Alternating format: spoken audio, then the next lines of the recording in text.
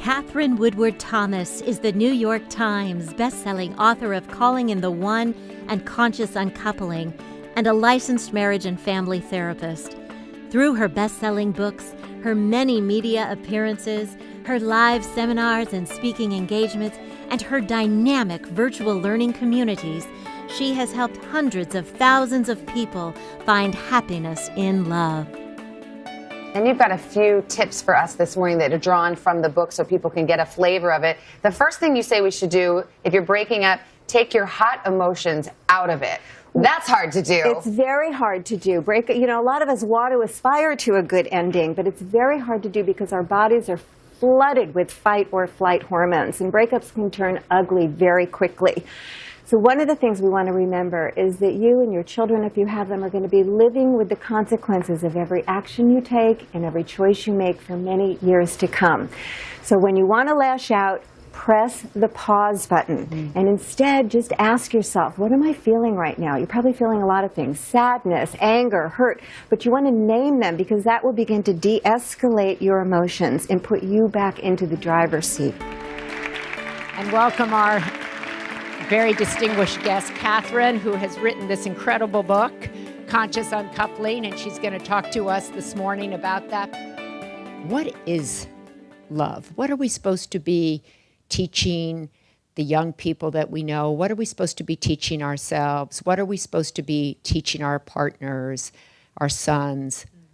What you're talking about are the relational dynamics of love. And that old saying, love is unconditional, but relationships are not. And so we're learning a lot about how to be in relationship with each other, not just to stay with each other over time, but to be able to realize the higher potentials that each relationship holds for co-creativity and for true care and for true support. I think when I said before, anyone born at this time is an architect of change, we are all called right now to begin to actualize our potentials. And the truth is that we can only do that in relationship with each other. We can't actualize our potentials in isolation. Wow, I just attended a seminar with Katherine Woodward Thomas. It was spectacular. I learned so much. What an amazing person she is to help people understand the dynamics of relationship, how to heal the heart, how to understand ourselves better with unconditional love and to love others. This is a transformational presentation. I highly recommend it. She's done a great job. The audience responded. They loved it. And I think that, from that orientation that I was talking about, evolutionary spirituality, what's so exciting to me about it is the connection between the personal and the planetary, and the recognition that culture is just a collective set of agreements, really. It's collective habits and collective assumptions that we're operating inside of. And what it is to generate a new paradigm is the challenge of those assumptions and the assertion of new assumptions. So we start with challenging our own assumptions. I've gotten to hear lots of people speak over the years, and Katherine is cutting edge with her knowledge. She is profound and deep. She is engaging, entertaining, and the audience, I had her come speak to one of my audiences, and they loved her. You could hear a pin drop. They sat on the edge of their seats. And now it's months later, and I'm still having people come back and tell me what a difference that 1 hour keynote has made in their life. So if you want to hire a keynote speaker who will move your audience, transform them, also engage, entertain, and uplift them in the process, I think you will absolutely love Katherine Woodward Thomas. The thing that I realize that I have to say about miracles is that sometimes we don't take the co-creative, the necessity of co-creativity in miracles into account. If you think about the miracles that you're acknowledging, you want to acknowledge the miracles and be grateful for the miracles, but you also want to ask yourself, how did I cause the miracle? How did I cause the miracle? I stayed open. I was generous. I listened. I trusted my knowing. I took a risk. There's always something that you did. And we have to get God out of the parent position and get God into the co-creative position. so that God is no longer our parent, but our partner. And I want to take a minute to just say how much I love Katherine Woodward Thomas as a speaker. I recently saw her speak about a really challenging topic, relationships, a topic that brings a lot of pain to our lives.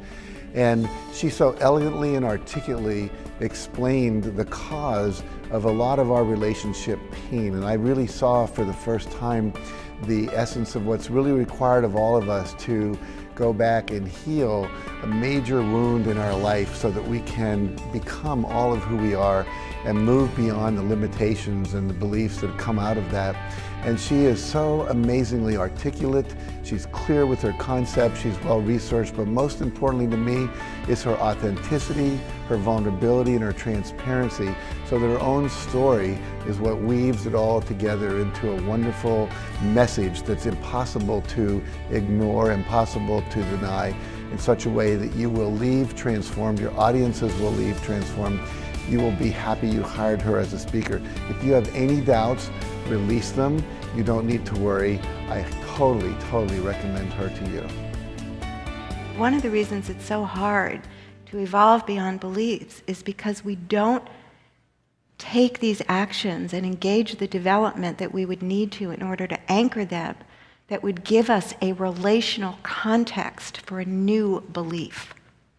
There's only so much that we can do in isolation, writing in our journals, because beliefs are relational in nature.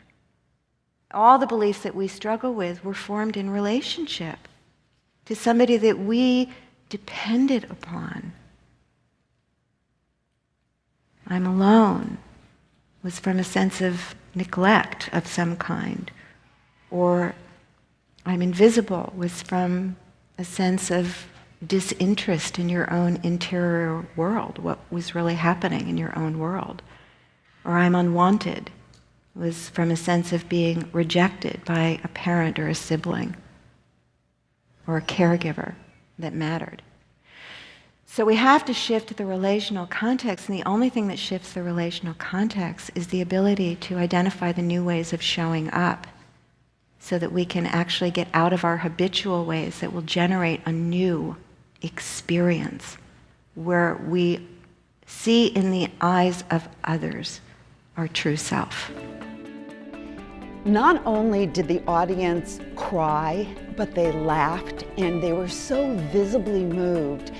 And months later, we are still getting asked, is Katherine coming back next year? Because people's lives were so touched and transformed by her quiet, graceful, exquisite elegance combined with an incredible power that moves through the audience and makes the audience come out the other end feeling like they could have the relationships they want.